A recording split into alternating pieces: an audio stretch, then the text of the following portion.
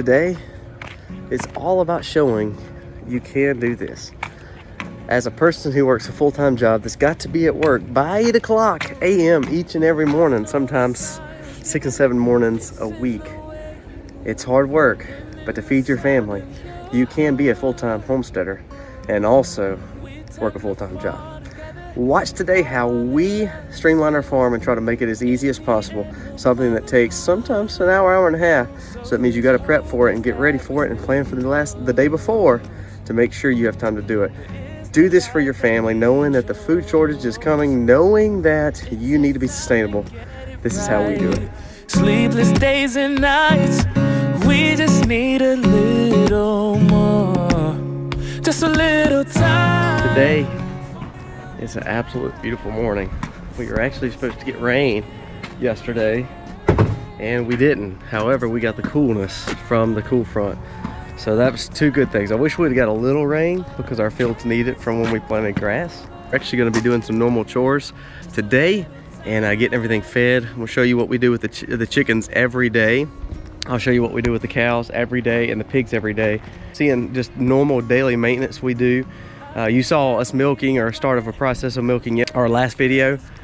I don't show a lot of the milking process because most of the time it's dark and we don't have the best lighting in the stanchion. So this morning we let it get a little more daylight so we could do some chores. So let's get started. We always start with we have our feed that we keep in here, and then of course it's also pig slop day, so we have our pig bucket to feed, but we have to go to our feed barn to get the rest of the little stuff, a little pig feed and just some random rabbit feed and things like that that we don't normally keep in the back of the side-by-side. I could not imagine doing our chores without some kind of instrument of driving, because our farm is about 38, 39 acres roughly. But the pigs and the cows, when they're on the very far point, to carry that kind of feed load, if I don't have a tractor or a truck or a side-by-side, it would almost be impossible. When we first started farming, we actually didn't have anything but the truck, and we had a little four-wheeler that would hardly do anything, so our gardening was really tough. But as we picked up dairy cows, we realized we needed something bigger, so the side-by-side has been phenomenal for us, and we've used it till literally the wheels are falling off. So we're going to keep it until it literally falls to pieces. The greenhouse feed barn, this is where we keep mostly every bit of our feed other than our cattle alfalfa. Cattle alfalfa stays with our milk pump. It's in the garage area. We have a storage room there just for feed too. I know y'all have seen that, but this is where we keep the majority of the feed. These piles of feed. Because it is so important for us to make sure that we have enough feed for our animals, because when we have sustainable feed, they're sustainable for us, and it allows us to make sure that we're getting taken care of and they're getting taken care of. We've ended bee season. This is the rest of the boxes that we've taken off that we had honey in or we had issues with moths and things like that. So we actually, Aiden has already cleaned these frames, but we are going to go ahead before we put them up for the season. We're going to dip them in some kind of soap, some germicidal soap, something kind of like our basic H or something like that, just to give them a good wash, rinse them off, let them air dry, and then we'll put them up for the season. We keep all that stuff on this side of the shop just because we gotta have room. So this is mostly the gardens and the greenhouses here. So all the tools for that is here. Our bunnies, all that stuff is here. Our major garden implements are in the big barn with the hay. And then of course this is our feed house, which is where we keep our chicken butchering, all the feed, and then of course our bee apiary things. Next to our smokehouse. Y'all know our smokehouse. If you haven't seen our videos of our smokehouse, we're fixing to kick it back off because it's getting winter.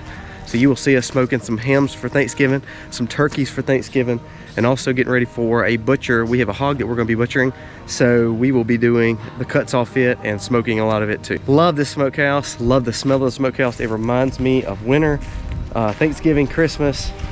It's gonna be fun. What is so cool is right here, this place last year where our gardens are was where we had chickens and turkeys and ducks last year, and we butchered the turkeys right here for Thanksgiving, and that was awesome. We still have one of those turkeys left we'll be eating for this year, but you see how we've changed it from, it was a kind of a junky area where we then had turkeys and chickens and ducks, to now look at what it's growing. All the manure grew all this stuff, and of course we're going to expand it all the way down here to even where the sweet potatoes and the raised beds are for winter. So first thing I do every morning after milking, after working out, first animal is bunnies. Because bunnies is the easiest. So we keep some bunny feed right here. We'll go check them out. We have a surprise for you too with the bunnies. We've not broke the news. We've not broke the news yet. One of our rabbits have had little bunnies. Right now, sneak peek of the baby bunnies. Let's go check them out. Hey guys, good morning. Look at the baby bunnies. Woo! 3. We have 3 bunnies. She had her 3. We're still waiting on Olola over here to have hers. But Babs has had hers. It's 3 bunnies. They look a little chilly, so we're gonna kick the heat out back on. That's one good thing about having the bunnies in here is we are allowed to make sure we have electricity. So let's plug this back in. Let's feed them first. The boys are notorious for knocking over their waters. I don't know why, the girls never do, but the boys do. And the boys never eat as much. That's kind of a unique thing to me, is the boys always have food and no water, and the girls always have water and no food. We get fresh bedding every few days, and then we also clean their trays every few days. You know, it drops below them, so they're never in there. Their manure and all, but their manure goes straight into compost or garden. So we actually have been putting this in our broccoli beds, especially the boys. The girls have hay in their bedding, so we choose to not put their bedding in here. We choose to probably put it, sometimes we'll put it back in the chickens work it out a little bit more, or we'll put it in the raised beds, or we'll just put it in the yard where it needs. The boys though, we can put straight in because it is cold in here. We've enjoyed rabbits. I mean, they're kind of like bees. They really don't have a lot of, we don't have a lot of issues with them, and they're not really hard to take care of. But they may be as we grow more bunnies. Really, our goal is to just let them feed the gardens. I like rabbit. I have no problem eating rabbit. We've ate it like little, almost like little pan-seared rabbit. I know that sounds crazy, but Misty and them, I don't see them ever just wanting to eat rabbit unless we just had to. But because we all our other meat sources, we didn't buy rabbit or get rabbit for the meat as much as we got it for the fertilization. Being organic, we have to look for ways to fertilize our ground, and chickens and rabbits really do help with that for our gardens. And of course our cows and horse and sheep do it for our grasses. So we're fixing to close up the shop, but before we do, we got to get some pig feed. This is Tucker Millen feed. Y'all seen this before. It grows out our pigs excellent. Been really pleased with it. It's good economic when you buy it in bulk, so we've been really pleased with buying this for every animal, and we got to feed the pigs. So we feed the rabbits, and before we close the shop, I have to get extra feed and put on the Ranger. Then we'll close it down. Then we move straight to watering the rabbits, feeding and watering the horses, and watering and feeding the chickens. Now, my schedule does change with the animals and how they go in order because our animals are always moving. So we always start right here by the feed shop and work our way around. First set of layers is pretty easy. They're always right there, and so is the rabbits. But depending on if something's in the back barn, like some little things like the piglets were for a while, like the turkeys or the poults were, like the chicks were for a while, that's when we do those first. There's nothing in the barn because nothing is small enough to be in the barn right now, or everything's with their moms. Traditionally, rabbits in the first set of layers are always first, and then we maneuver. Now, right now, our horses used to be kind of last because they were in the backfields with the cows. But because the horses now are over in our other field, which is kind of this way, they become part of the first routine. So we'll water them, give them a little alfalfa just to make them smile this morning and say hello.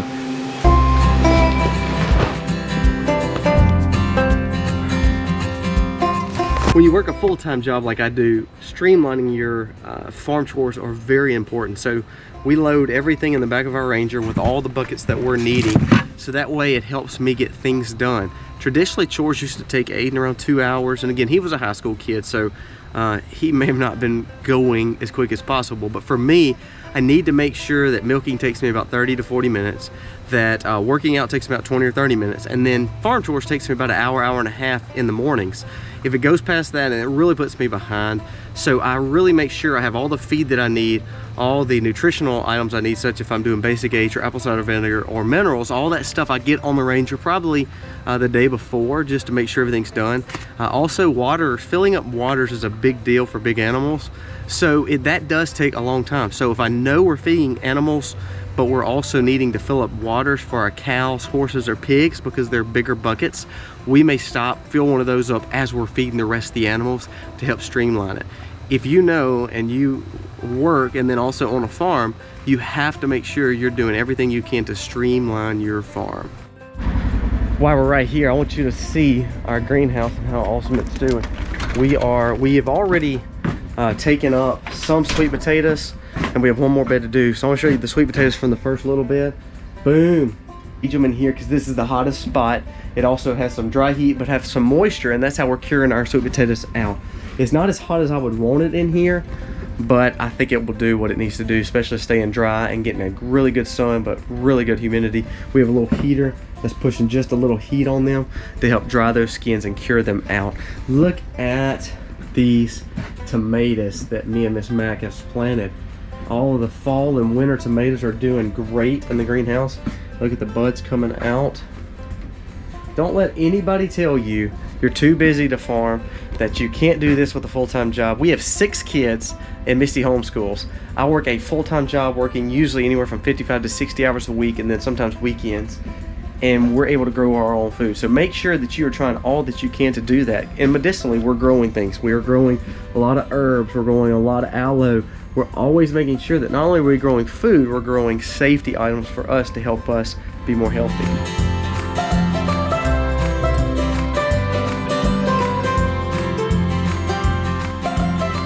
Progressionary growing, guys.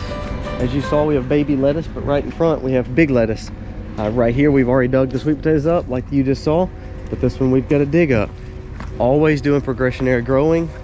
We've got the chickens ready to go. They've been eating our sweet potato leaves along with our pigs and making that compost, and we'll be putting it right back in the broccoli. Our peppers have now played out. We've just harvested our last peppers, but right next to it we've already got carrots growing in all these beds.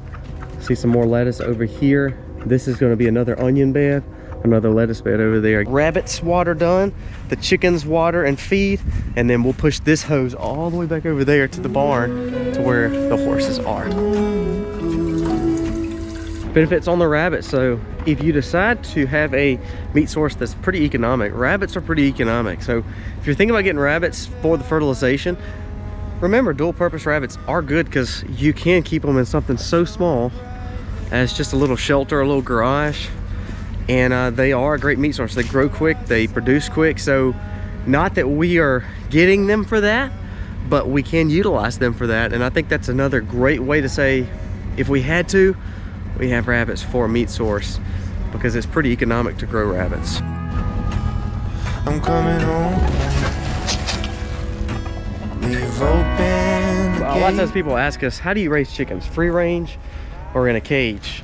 And or in a laying box? Or how do you, what's the best way? Well, we say all of the above.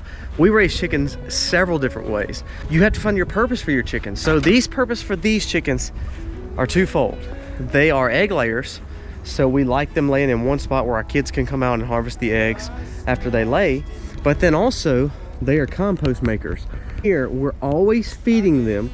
We're always changing out new bedding, and we're always throwing old leaves, old broccoli, old vegetables in here, along with old soil that needs to be better because they're going to work through it and do their magic to it. This is where that does that. So not only are they laying eggs in our hen house, we come back, put new bedding in here, take that old bedding, put in here, they work it down, and it becomes great mulch and compost for the beds. You know, we used it in the greenhouse just a few days ago, and this is why we use these chickens here. Now, the permaculture mobiles that you're fishing to see, why do we have those there? They are free range chickens. They are constantly on fresh grass daily. Their purpose is to feed our grounds. Not only do that, it saves on feed because they're eating a lot off the ground. Even down to our Cornish cross, you'll see they are doing some major crazy things on our ground. And the reason is we're needing those areas looking better. That's the most economic way to feed our soil, is by just moving the chickens over it. If you don't have a permaculture mobile, put them in a nets. You can do the same thing. We do that with our ducks. Anytime we need spots to look better, that's what we do. The kids will come out and check eggs later because they usually lay around midday. You may have one or two in there right now. They have water. We buy the bigger waters, again, to streamline our farm, guys. We don't use little waters. We use anything from 20, 30 gallons. If we're doing something smaller, we tend to have 2 of them in things. So that way the chickens, we're not filling up the chickens' water, but every few days. And that is a big, big time saver. Good morning. So their water is filled up over here. Our horses do not drink a lot of water. They're drinking a little bit more because they're on hay. This field is a permanent field that we just had them in for the time being. This afternoon or tomorrow, we will come back and build fence for them out there. They are now used to temporary fencing, guys. That's what's so important about our farm, is now they can be utilized in areas that does not have permanent fencing, and we feel comfortable with that. Our cows are on this side of the farm too, so you'll see our beef cows, and then we'll work with our sheep, our pigs on the other side, and then our dairy girls. The farm is big, and it's working all the time, and we're working it, but we really try to make sure that wherever we're at, that we have another animal with us, so that way they're not like the Lone Rangers and we're spending a lot of time in one area. So as one migrates, we try to migrate another one with them. When we know we're going to be moving our animals, such as our horses, our pigs, our sheep, or any animal other than our poultry, we may not feed them their full ration for the day. We may put just a little bit, because typically I have to get to work.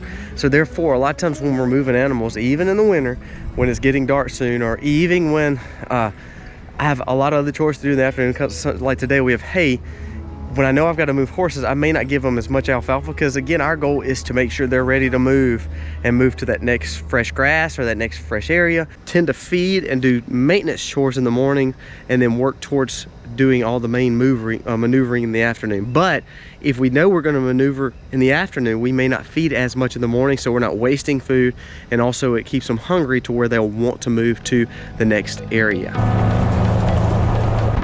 Look at these mustard green, turnip green, onions, garlic, and kale patch. They are looking great. Look at that. They're so beautiful. We've already harvested some of this area down here, and we harvest, and look, it's already got new growth back on it.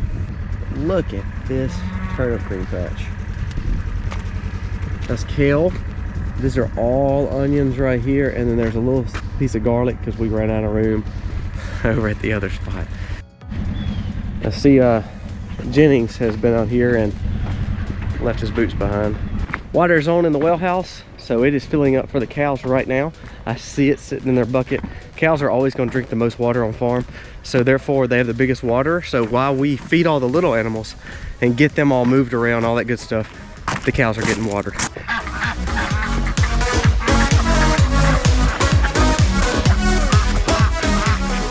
But the ducks and turkeys have done really good for our grounds. They're not as abrasive as chickens. This area was not bad, but it was lackluster. So we started putting the ducks on it, and look, it's green, looking really nice. So this is why we maneuver ducks, turkeys, chickens, so forth on our pastures, is because they really do add a heavy nitrogen load back to the soil. Permaculture mobiles were moving daily. The nets slow it down a little bit because it's a bigger area, so they can work it for 4 to 7 days, and then we'll maneuver them. Especially if it starts raining heavy, we'll move them a little bit quicker.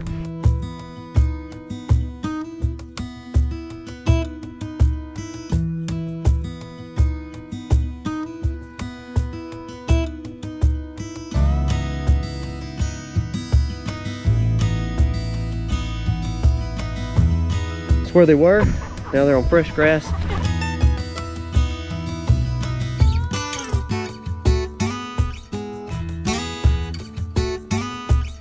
So now they're fed, and we'll start waters for them, because ultimately they go in order. We don't want to just run our water to run our water. So once we know, once the cows are done, we put it in the duck ponds, because that way those are filling up while we're getting ready to fill up the waters. Our animals, we have about 120 poultry when we have the Cornish cross, because it's about 50 to 60 Cornish cross at a time. Butcher, it allows us to kind of get done with chickens for a little bit, other than our layers, which are not as aggressive eaters, not as aggressive on the ground, and it's just easier to not have Cornish cross all year round.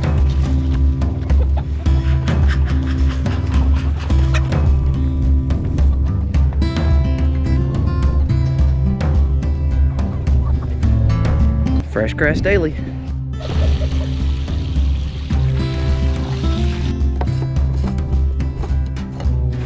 This thickness of grass right here, this is what our animals, our poultry are doing on the farm, and then also when we're rotating our animals. So even though rotating is harder to do when you work full time like I do, it does help your grass. This is their life. They get fresh grasses every day.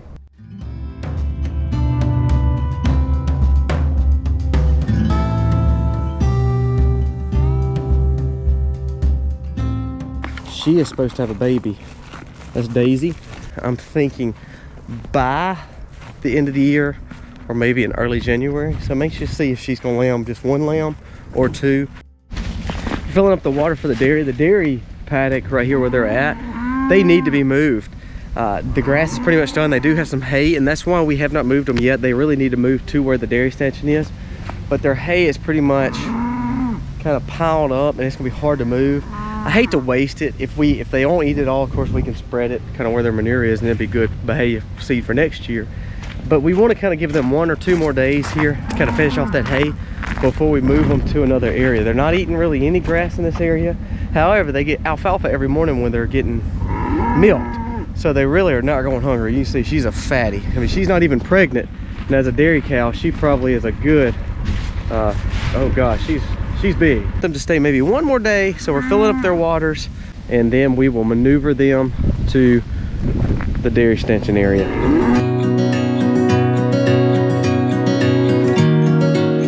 This is our last chore. We've already turned the water on for the day. We will be moving their fences this afternoon and kind of giving them a little bit more room in a different part of the fence, since now we've got the permanent fence done.